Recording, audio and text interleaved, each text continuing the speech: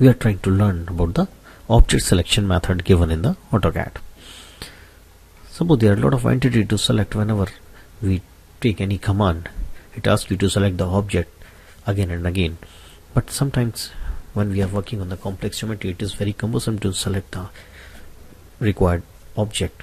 So there is the selection filter is given in this panel, selection panel.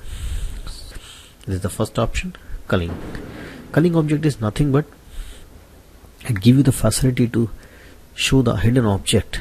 Whenever roll over the mouse over the hidden object, it will show it temporarily.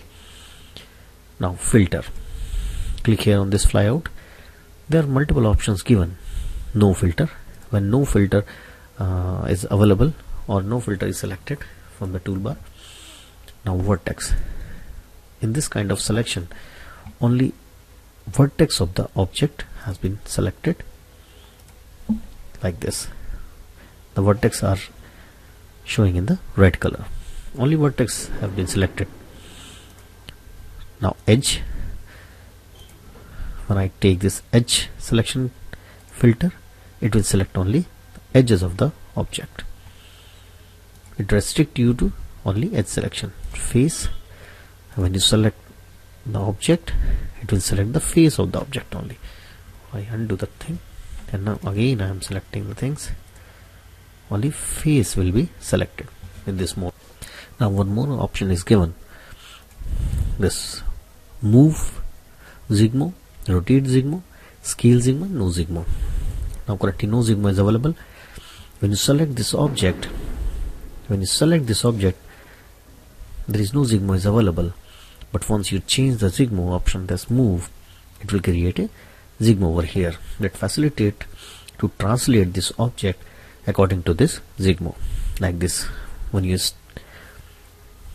stay your cursor on this, you can move your object according to Zigmo.